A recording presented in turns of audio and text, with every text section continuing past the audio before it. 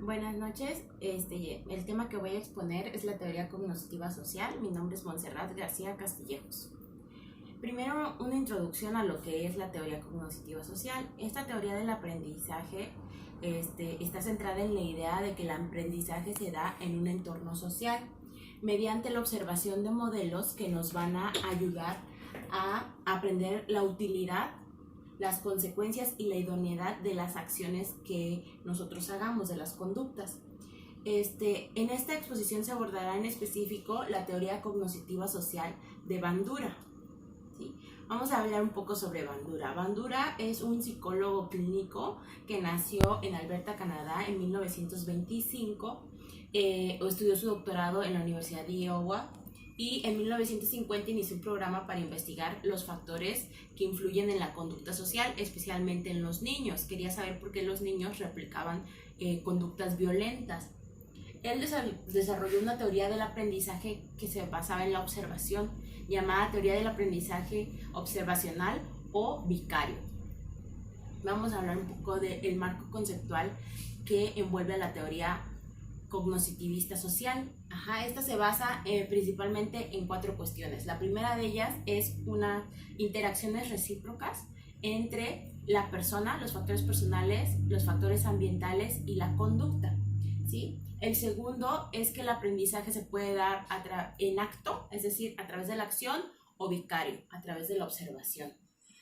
Después, marca una diferencia entre el aprendizaje y el desempeño, y nos habla acerca del papel que tiene la autorregulación dentro del aprendizaje. Bueno, primero vamos a hablar acerca de las interacciones recíprocas. La teoría social cognitivista de Bandura nos marca un esquema de reciprocidad triádica porque son 3 factores, entre la conducta, el ambiente y la persona. Nos dice que hay una interacción bidireccional entre otros factores, ya sea entre la conducta y el ambiente, entre el ambiente y la persona o entre la persona y la conducta. Los factores personales y ambientales no siempre se van a dar con la misma intensidad, a veces van a predominar unos por encima del otro, pero los 3 siempre están en juego. Por ejemplo, si quisiéramos hablar de una relación entre la conducta y la persona, podríamos hablar acerca de la percepción que tenemos de nuestras habilidades. Ese sería un factor personal, nuestra propia percepción de qué tan hábiles somos en alguna actividad. Influye las acciones que vamos a tomar, las acciones que vamos a elegir, nuestra motivación, nuestro interés y qué tan seguros nos sentimos. A la vez, cuando estamos aprendiendo una nueva actividad y con la práctica vamos mejorando, la conducta que vamos cambiando, que vamos mejorando con la práctica, va a afectar en la percepción que tenemos de nuestra capacidad en dicha actividad. Entonces va a afectar en nuestros factores cognitivos que caben dentro de la persona. Y así como ese ejemplo, hay muchos ejemplos más de relaciones entre persona-ambiente, conducta-ambiente o conducta y persona. El otro punto que era un sustento de la teoría cognitiva social es el aprendizaje en acto y vicario. Lo que la teoría nos dice es que el aprendizaje se puede dar a través del acto o a través de la observación. Dentro de esta teoría, el aprendizaje es una actividad de procesamiento de la información sobre la conducta y acontecimientos ambientales, lo cual después vamos a nosotros a convertir en representaciones simbólicas que van a guiar nuestras acciones, ¿sí? El aprendizaje en acto o activo va a ser aquel que se dé cuando estamos realizando las cosas, ¿sí?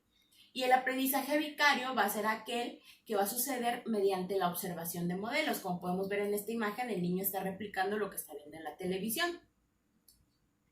Entonces, el aprendizaje en acto va a implicar aprender a través de las consecuencias que tengamos de nuestros propios actos.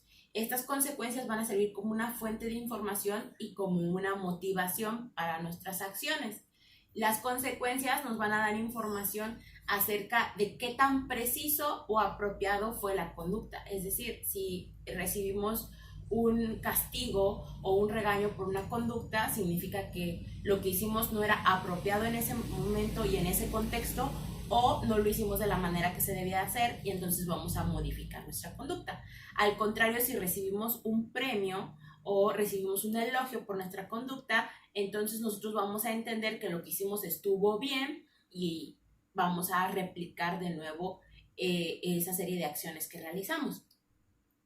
El aprendizaje vicario, en cambio, es aquel que se da por medio de la observación y ocurre sin que necesariamente el aprendiz tenga que realizar la conducta. Puede darse cuando estamos nada más observando. Entonces, proviene de observar o escuchar modelos. Estos modelos pueden ser personas, o sea, en vivo, personas que te rodean, tu familia, tus amigos, tus maestros, o pueden ser simbólicos o no humanos, como por ejemplo animales, caricaturas, pueden ser electrónicos que vemos en internet, en los celulares, en la televisión, o impresos que podemos ver en revistas, periódicos. Entonces, este tipo de aprendizaje se da de manera más acelerada, porque obviamente cuando vemos es más rápido que aprendamos que cuando tengamos que hacer las cosas, cuando el aprendizaje es kinestésico, o sea, por medio de hacer, es un tanto más lento. Y además, este aprendizaje nos va a ayudar a evitar que experimentemos personalmente las consecuencias negativas. O sea, yo no necesito experimentar una mordida de una serpiente para saber que es dolorosa y que puede causarme alguna enfermedad o la muerte, porque muchas serpientes son venenosas. ¿Sí? Yo lo aprendí por medio de la observación en películas o por medio de la observación en libros o por medio de lo que me enseñaron en clase. No necesito experimentarlo personalmente para saber que eso es lo que va a suceder. El tercer punto era una diferenciación entre el aprendizaje y el desempeño. La teoría social cognitiva de Bandura no cree que es lo mismo un nuevo aprendizaje que el desempeño de conductas que ya habíamos aprendido. Son procesos diferentes, porque muchas veces nosotros por observación podemos aprender muchas cosas que no necesariamente vamos a llevar a cabo o a poner en práctica. ¿Sí? El que las llevemos a cabo va a depender de muchos factores como la motivación, nuestros intereses, presiones sociales, si tenemos necesidad de llevarlas a cabo, entre muchos otros factores. Es un aprendizaje latente cuando nada más observamos. En cambio, el desempeño va a ser cuando ya se lleva a cabo, ya sea un nuevo aprendizaje o aprendizajes que ya teníamos. Por último, el papel que juega la autorregulación dentro del aprendizaje. Este es un supuesto básico de la teoría cognitiva social, porque esta habla acerca de la importancia y el deseo que tienen los individuos de controlar los acontecimientos que van a afectar su vida, ¿no? De percibirse como agentes reguladores de su propia vida.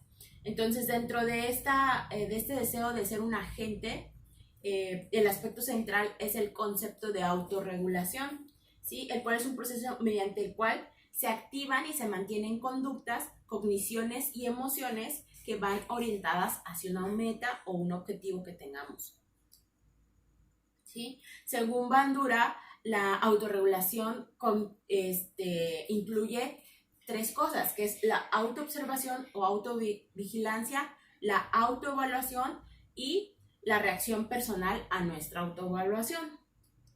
Sin embargo, Zimmerman nos amplía este tema y propuso que además la autorregulación consta de tres fases. Primero es la preparación, es decir, preparar el terreno para la acción. Después es el control del desempeño, el cual sucede durante la acción e involucra procesos como la atención y la acción. Finalmente, la autorreflexión, que se va a dar después del desempeño, y aquí es donde, de acuerdo a las respuestas que ya hemos obtenido a nuestras acciones, a nuestras conductas, vamos a evaluar los esfuerzos del desempeño y también vamos a reajustar lo que tengamos que reajustar. Los modelos es una parte muy importante de la teoría cognitiva social de Bandura, de su teoría de aprendizaje vicario, y entonces por eso vamos a hablar de procesos de modelamiento. El modelamiento es un componente central, como ya dije, de la teoría cognitiva social y se va a referir a los cambios conductuales, cognitivos y afectivos que se derivan de la observación de los modelos. Muchas veces se le ha comparado con la imitación, sin embargo, el modelamiento no se limita a la imitación, sino que es un poco más global, un concepto más inclusivo. Primero vamos a ver unos antecedentes históricos acerca del modelamiento que obviamente tienen que ver con la imitación. Primero se conocía como imitación y en esta teoría se le llama modelamiento porque es más general. La imitación, por ejemplo, se considera un medio de transmisión de comportamientos que estaba relacionado con el instinto, el desarrollo, el condicionamiento y el comportamiento instrumental. Vamos a hablar un poco más de cada uno de estos conceptos con los que estaba relacionada la imitación. A principios del siglo XX se consideraba que los individuos tenían un instinto natural a imitar las acciones de las personas que los rodeaban, ¿sí? Después, con el concepto de desarrollo, viene la imitación, de la cual habla Piaget, la cual nos dice que antes de que pueda haber una imitación debe de existir un desarrollo. Piaget lo que nos dice es que los niños no van a imitar conductas que no entiendan, ¿sí? Solo van a imitar aquellas conductas que comprendan, que ya existan esquemas preestablecidos en su mente, y aquellas que sean incongruentes con las estructuras cognitivas que ya tienen, no las van a imitar. Luego se habló de la imitación relacionada con el condicionamiento, por ejemplo, el condicionamiento de Skinner, ¿sí? La imitación entonces se va a entender en términos de asociación. Va a ser una respuesta circular donde cada respuesta va a servir como estímulo para otra más. Aquí lo que hablan los teóricos del condicionamiento es que los niños imitan si hay un reforzamiento, ya sea positivo o negativo. La conducta instrumental también está relacionada un poco con el concepto de una conducta reforzada y plantea que la imitación es una conducta instrumental aprendida. Es decir, primero el imitador va por ensayo y error a hacer ciertas conductas, y cuando llegue a la conducta o a la respuesta correcta y reciba un reforzamiento, entonces se va a establecer en su sistema cognitivo dicha conducta como correcta, ¿sí? Vamos a hablar del funcionamiento del modelamiento. Es decir, Bandura distingue 3 funciones principales para el modelamiento. La primera de ellas es la facilitación de la respuesta. ¿A qué se refiere esto? Que cuando las acciones modeladas van a servir como incitadores sociales para que los observadores se comporten en consecuencia. Por ejemplo, si en un salón de clases está una maestra y pone en una esquina del salón un estante nuevo para los alumnos con material didáctico llamativo, los niños que vayan entrando al salón de clase van a dirigirse a ese rincón. Los niños que luego lleguen más tarde, aunque no logren ver el material didáctico que está en el rincón, como ven que sus compañeros están en ese rincón observando algo, por imitar ese comportamiento que ya están observando en sus compañeros, van a ir hacia ese rincón, a pesar de que no están recibiendo directamente el estímulo visual que sus compañeros están recibiendo. O sea, se comportan en consecuencia de la conducta de sus compañeros.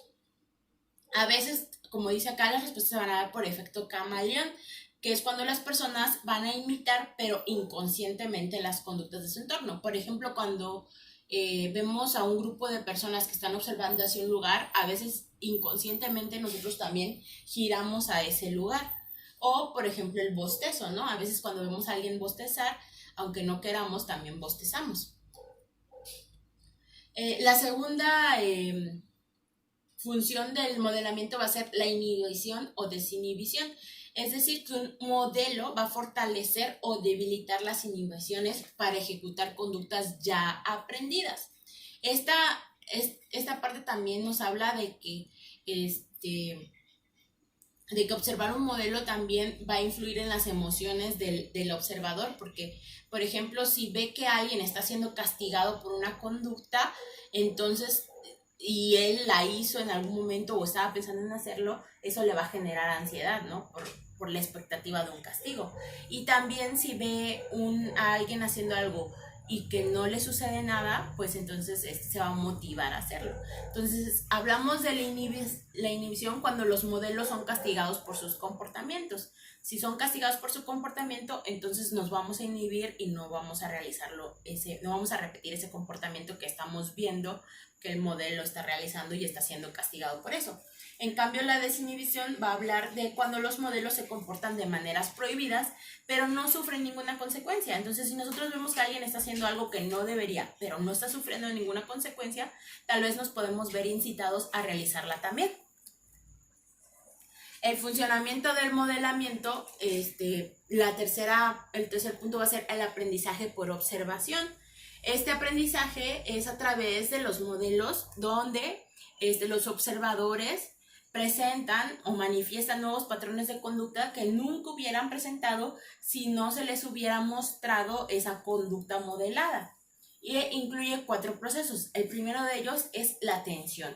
Es decir, el observador tiene que poner su atención en los aspectos relevantes de la tarea que está realizando.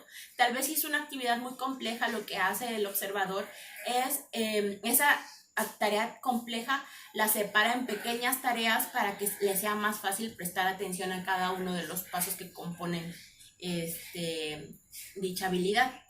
Luego viene la retención, que aquí es donde el observador va a organizar la información que recibió a través de sus sentidos, a través de la percepción, de la atención. A nivel cognitivo la va a repasar, la va a codificar y la va a transformar para almacenarla en la memoria, ya sea como imagen o como un estímulo verbal, o cuando son tareas muy complejas, pues probablemente una combinación de ambas.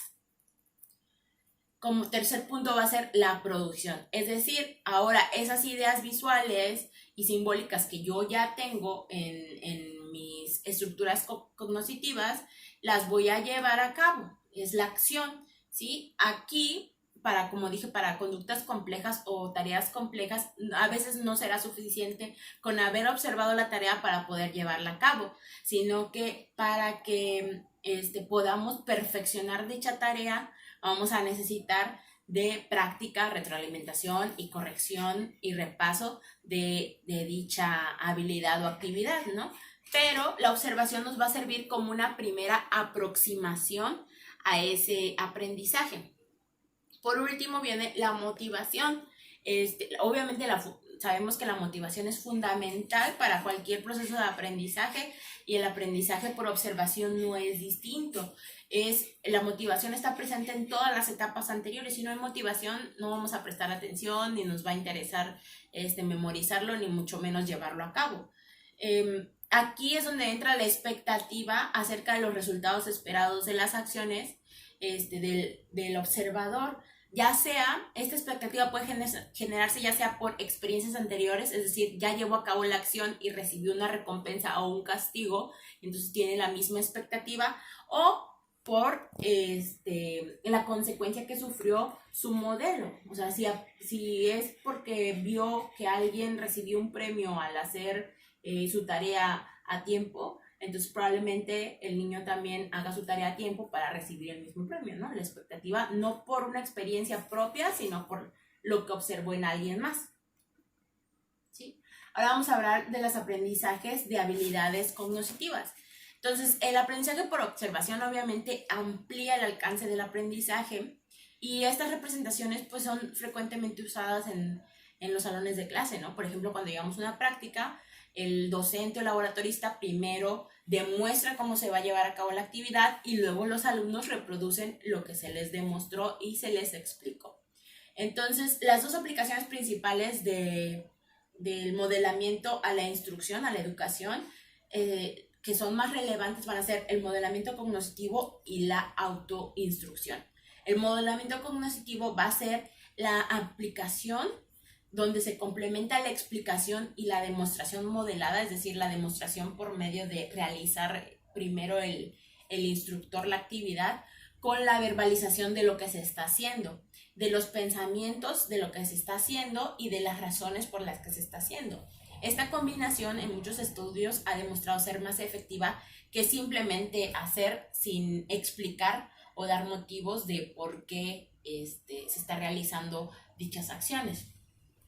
Entonces, los enunciados, también la verbalización, no solamente va a hablar acerca de lo que se está haciendo, una explicación de las etapas del proceso, sino también puede hablar acerca de los errores con los que nos podemos encontrar o los obstáculos que nos podemos encontrar al realizar la actividad y cómo resolverlos. También la verbalización puede incluir enunciados autorreforzantes como bien hecho, tú puedes y así. La otra aplicación era la autoinstrucción. Obviamente nosotros como docentes usamos la autoinstrucción para enseñar a los actividades a regular sus propias actividades cuando ellos están aprendiendo.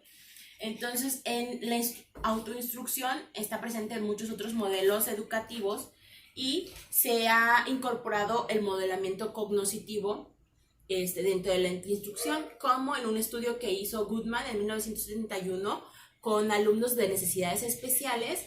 Él planteó unas etapas para que los niños pudieran aprender, donde primero se daba el modelamiento cognoscitivo, que es decir, el maestro o el docente va a explicar y él va a hacer primero lo que se le quiere enseñar al niño, ¿no? Primero lo va a hacer y se lo va a explicar. Después está la guía abierta, que es donde entonces ahora viene, el niño lo tiene que hacer, pero lo hace de manera guiada con el docente. El docente va explicándole en cada etapa que si el niño no recuerda qué tiene que hacer y lo va guiando poco a poco.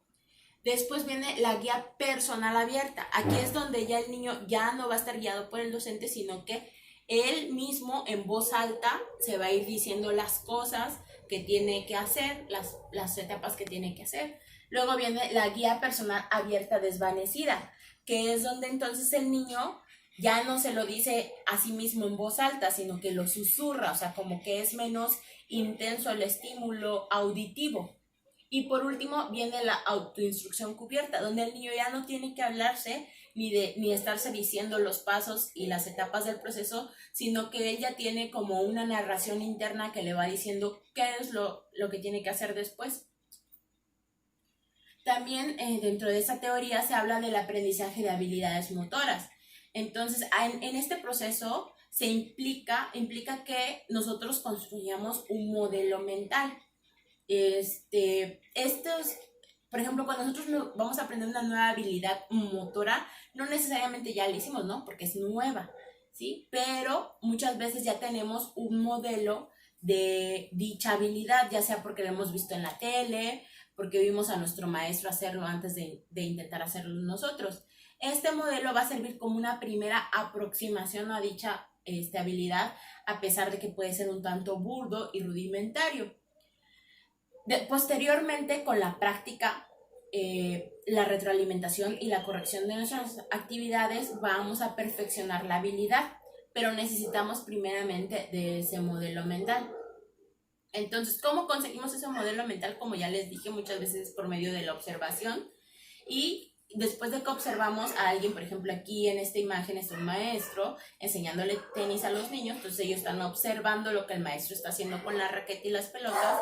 Vamos después a crear una representación cognitiva en nuestra mente.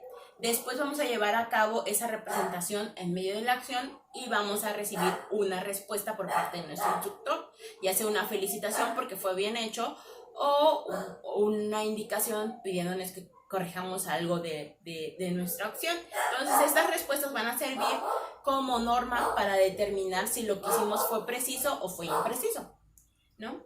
Las correcciones entonces tienen gran importancia en el aprendizaje de habilidades motoras dentro de esta teoría y también lo hacen las cogniciones personales, es decir, son factores externos como las respuestas que obtenemos de nuestro entorno, las correcciones que vamos a obtener, pero también factores internos como nuestras metas y expectativas, ¿no? O sea, si nosotros estamos esperando, tenemos la expectativa de poder aprender a jugar tenis, pues tal vez aunque nos equivoquemos muchas veces, vamos a continuar intentándolo hasta que lo logremos. Si es algo que no nos interesa y que tal vez nos llevaron nada más obligados para tener entretenido, no vamos a tener interés en la actividad y no vamos a poder llevarla a cabo. En las aprendizajes de habilidades motoras hay mucha falta de retroalimentación visual porque pues no nos estamos viendo muchas veces a nosotros mismos cuando realizamos las acciones con nuestro cuerpo, lo que nos obliga a confiar más en la retroalimentación kinestésica, es decir, lo que sentimos con nuestro cuerpo, con nuestro tacto, ¿no? Al hacerlo, esa memoria muscular que a veces tenemos. Esto va a hacer que el aprendizaje sea más difícil y más lento, porque obviamente no estamos recibiendo una estimulación visual que nos pueda decir. Por eso muchas veces en deportes, los entrenadores a veces graban a los atletas para que ellos puedan ver qué es lo que están haciendo mal y así corregirlo más fácilmente, no solo por medio de la sensación, sino también a través de ver lo que está sucediendo. Eso es todo, gracias.